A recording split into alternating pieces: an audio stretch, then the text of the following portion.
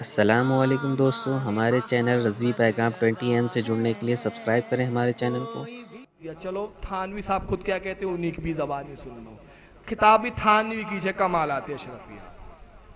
अब हमारा ईमान देखो कितना पुख्ता है।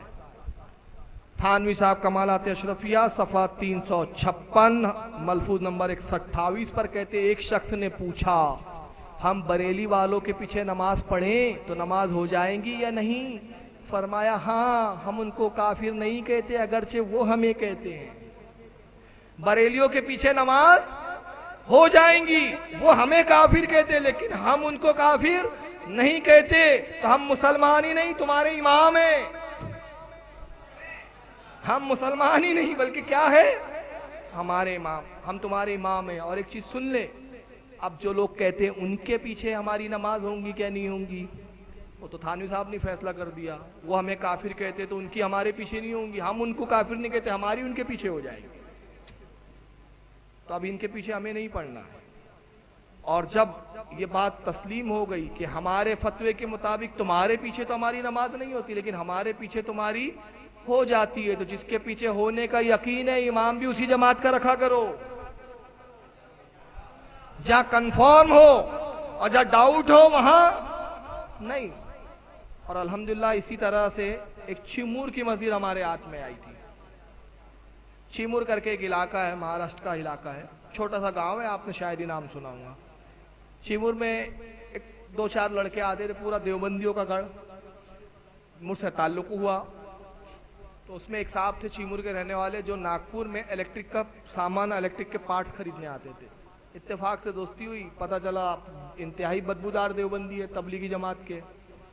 अब जब भी आते 2-2 घंटे 3-3 घंटे बहस होती, अल्लाह अल्लाह करके 6 महीने में तौबा करके सुन्नी बने। अब सुन्नी बने तो जोश आया, मैं काम करूंगा गांव में। मैंने कहा भाई हिकमत से कर यार, ज़्यादा जोश से मत कर, पूरा गांव बदबूदार है तुम्हारा। बहरहाल फिर दोस्तों को लाना मिलाना करते करते अल्लाह के फजल से ये हुआ कि 20-22 लोगों का एक ग्रुप तैयार हो गया सुन्नी। अब वो कहते यार ये मस्जिद तो अपनी है, अपने बाप दादाओं ने बनाई, ये कभी जमात वाले आए और उन्होंने छीन लिया। और याद रखे ये डाकू भी है, छीनते हैं कम बखत। जितनी मस्जिद है सब छीन के कब्जा किया इन लोगों ने। तो बोले मस्जिद लेना है। तो मैंने कहा यार मस्जिद लेना इतना आसान नहीं है। बोले नहीं फारूक भाई कुछ तो तरतीब बताओ। मैंने कहा यार एक तरतीब है, अंधेरे में तीर चलाओ, चल गया तो तुक्का लग जाएगा। तीर यह है कि जब नमाज को जाओ अपनी अलग जमात बनाओ, किसी को कुछ बोलना मत। उनके इमाम की जैसी नमाज हो जाए खत्म, अपन अपनी जाना, अपनी अपनी जमात बनाना। 1 दिन 2 दिन तो बर्दाश्त करेंगे, उसके बाद चूचा होंगी, लफड़ा होगा, झगड़ा होगा, पुलिस केस हो जाएगा। उसके बाद फिर मैं बताता हूँ क्या करना है। उन्होंने वही किया, 2-3 दिन जमात से नमाज पढ़ी। इनकी जमात खत्म हो, ये लड़के जाए, एक इमाम बन जाए, नमाज शुरू। 1 दिन 2 दिन देखा क्या है भाई, क्या है मामला। जमात होती है तब गायब रहते हो, तुम अपनी जमात के बार बार जमात दूसरी क्यों बनाते हो मस्जिद में। तो कहा भाई आपके पीछे हमारी नमाज नहीं होती, हम आपको कुछ बोल रहे हैं क्या? अरे आपको कुछ छेड़ा, कुछ डिस्टर्ब किया, आपके खिलाफ कुछ बोला? नहीं, हम अपनी अपनी पढ़, नहीं हमारी मस्जिद में ऐसा चलेगा नहीं। अरे भाई मस्जिद तो अल्लाह का घर है। अच्छा बड़ी प्यारी बात याद आई, ये आपकी मस्जिद में आके खड़ा हो जाएगा कामत में। ये होता है कि नहीं? झगड़ालू हमको बोलते हैं, मैं बता रहा हूं कितने बड़े झगड़ालू होते हैं। अपने नौजवानों की आंखें खोलना चाहता हूं। आप कभी इनकी मस्जिद में जाके सलाम पढ़ते क्या? सलाम तो दूर, आपका मौलाना बोलता जाना भी मत, में तेरी नमाज भी नहीं होगी। ये आपकी मस्जिद में आ जाएगा, खड़ा हो जाएगा, इकामत में खड़ा हो जाएगा। अब इमाम कहेगा एक बैठ, इकामत में नहीं खड़े होना, बैठ। तो जबरदस्ती खड़ा होगा, पायछे मोड़ लेगा, आस्तीन चढ़ा लेगा, टोपी सर की गायब, कुश्ती कर रहा है। अब आप अरे तरीके से नमाज पढ़, तो उल्टा आपको कहेगा अल्लाह का घर है, आप किसी को रोक नहीं सकते। अच्छा बेटा हमारी मस्जिद अल्लाह का घर है, तेरी मस्जिद में हमको सलाम पढ़ने की इजाजत दे बोला? ये उसूल वहां क्यों नहीं लागू होता? अगर तुम इतने ही दिलदादा हो, इत्तेहाद के इतने अमन पसंद हो, तो अगर हो तो फिर हमें भी इजाजत दो कि जुमा तुम्हारा हो जाए, फिर हम अलग अपना जुमा कायम करें, हम सलाम भी पढ़े। लेकिन वहां झगड़ा हो जाएगा, इख्तलाफ। हमारी मस्जिद में आके फितने बर्पा करो, तुम हमारी मस्जिद में इख्तलाफ करो। अब बहरहाल हुआ ये कि वो हमने आपको किसी कुछ बोला नहीं, ये सब चलेगा नहीं, नहीं भाई, हमारी मस्जिद थोड़ी है, अल्लाह का घर है, आपका है ना हमारा, आप अपने तरीके से, हम अपने तरीके। इख्तलाफ हुआ, गाली गलोच, धक्का धुक्की, पुलिस केस, पुलिस आ गई। क्या हुआ साहब? कुछ भी नहीं, हम अपनी अलग जमात से नमाज पढ़ रहे हैं, इनको इतराज है। अरे तुम अलग क्यों पढ़ रहे भाई, इमाम है ना मस्जिद में। अब पुलिस वाले गैर मुस्लिम, उनको ज्यादा कुछ समझता नहीं, अब उनको थोड़ी समझाना है आलत का फतवा है और ये है और वो है। अब फोन आया, फारूक भाई पुलिस केस हो गया, जाना है शाम में। क्या है? हाँ मैंने अब जाना है, तो ये भेज रहा हूँ। मौलाना अब्दुल सलाम हमारे नागपुर के हैं। मैंने उनको कहा हजरत अब आप जाइए, ये प्लान है, पूरा प्लान के हिसाब से काम होना चाहिए। अब मौलाना सलाम साहब तशरीफ ले गए।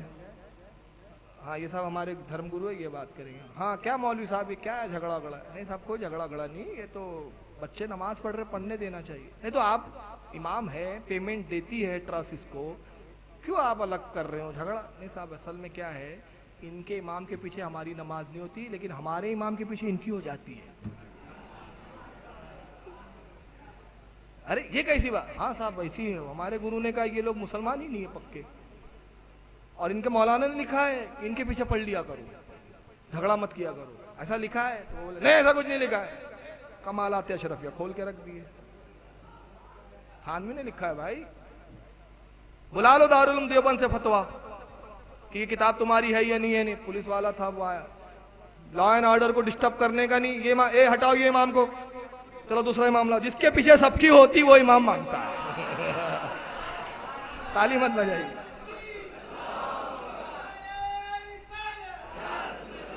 तो मैं भी आज कहना चाहता हूं, अगर तुम सुन्नियों के इलाकों में अपनी मस्जिद बनाओगे इख्तिलाफ होगा, सुन्नियों के इलाके में आके अपनी जमात ले जाओगे इख्तिलाफ होगा। इख्तिलाफ हटाने की एक ही सूरत है, मस्जिद सुन्नियों को दे दो, इमाम सुन्नियों का रख दो, सब पढ़ लो उसके पीछे, दैट्स ऑल, खत्म। तो ये मामला है। तो बहरहाल अशरफ अली थानवी साहब को भी इकरार है कि हम मुसलमान हैं। अब बताइए, सारी दुनिया के नजदीक हम मुसलमान, और वहां है डाउट। तो जहां डाउट हो उस जमात में जाना चाहिए कि जहां जन्नत में जाना कंफर्म हो वहां जाना चाहिए। तो कंफर्मेशन तो यही है, इसलिए तो आला ने कहा तुझसे और जन्नत से क्या मतलब, वहां भी दूर हो, हम रसूलुल्लाह के, जन्नत रसूलुल्लाह की। और आला ने इसी कंफर्मेशन के साथ, इसी पुख्तगी के साथ कहा तेरी दोज़ख से तो कुछ छीना नहीं, खुल्द में पहुंचा रज़ा, फिर तुझको क्या। तो हम खुल्द वाले हैं, तो जन्नती जमात को इख्तियार करो। और जन्नती जमात की पहचान कल मैंने बताई थी, माना लही व सहाबी, जो अकीदा साहबा का और जो रसूल का। अल्लाह ताला इस्तिकामत अता फरमाए। व मालैना इल्लल बलागुल मुबीन। सवाल पूछ सकते हैं? अच्छा चलिए ये दिखा देते हैं, ये बड़े, एक मिनट वो है या नहीं, हार्ड डिस्क जोड़े है क्या आपने? बैठिए बैठिए, अभी प्रोग्राम खत्म नहीं हुआ भाई अभी। खैर ये बहुत जगह मैं दिखा चुका हूं, लेकिन अब क्या करें यार।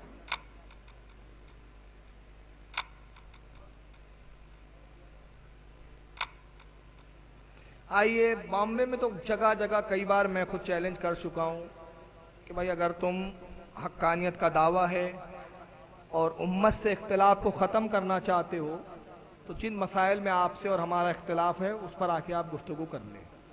तरीके भी मैं बता चुका हूँ, कोई ज़रूरत नहीं है कि मजमे में बैठे हैं आप झगड़ा लड़ें, आपका मजमा आस्तीन चढ़ाए, हमारा मजमा आस्तीन चढ़ाए, बहुत सिंपल तरीका। और एक बड़ी अच्छी बात याद आई, हमारी भोली भाली अवाम में कुछ लोग ये भी बोलते हैं, अरे यार वो मौलाना को मत लाया करो, रद्द वहाबिया बहुत करते हो, रद्द करते हो, उससे इख्तिलाफ होता है। मैं कहता हूँ आप काहे को लड़ रहे भाई, आपको किसने बोला लड़ने के लिए? अरे मैं आया हूं ना, रद्द कौन कर रहा है? मैं कर रहा हूं ना, आप काहे को लड़ रहे आपस में भाई? वो उनके जिस मौलाना के मैं खिलाफ बोल रहा हूँ, जिस जमात के मौलाना के खिलाफ बोल रहा हूँ, उस मौलाना को ला दो, मुझे बिठा दो, हम दोनों लड़ लेंगे आपस में। तुम क्यों लड़ रहे हो भाई? आपको कौन बोल रहा लड़ने के लिए? यही तो हम भी बोल रहे हैं ना, आप मत लड़ो भाई, आपको तो यहीं रहना है। मैं नागपुर से आया झगड़ा लड़ाने, वो यूपी और बिहार से आएगा झगड़ा लड़ाने, तो यूपी बिहार और वो नागपुर वाले को मिला दो ना, आप बॉम्बे वाले मिलकर रहो बिंदास। मैं भी तो यही कहने आया हूं, बैठ जाओ।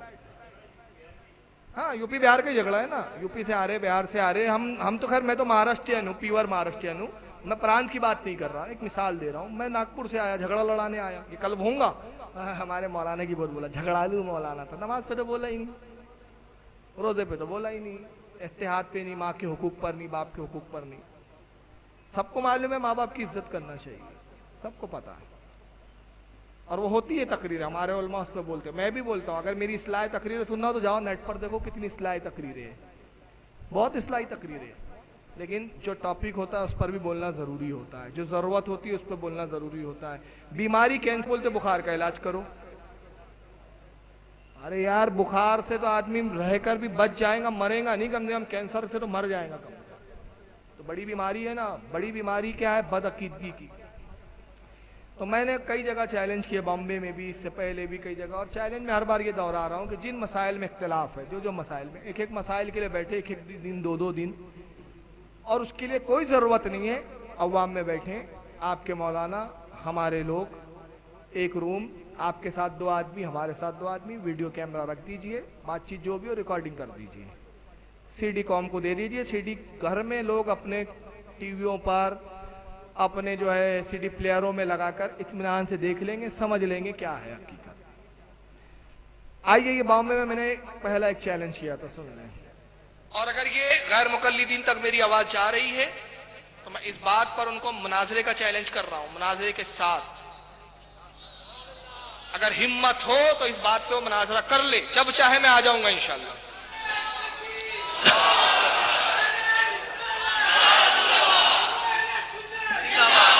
तो मैंने नागपुर में कहा था और आज यहाँ उनके इलाके में कह रहा हूँ, जाकिर साहब बहुत गैर मुस्लिमों से आपने ग्रंथों पे मुनाजरा किया है, हिम्मत हो तो इस फकीर बरेली से मुनाजरा करके दिखाओ, किताबों की रोशनी में बात करो। जाकिर नाइक के ऑफिस के बाद हुआ था प्रोग्राम, लाइव प्रोग्राम था, देख रहा था चुआ।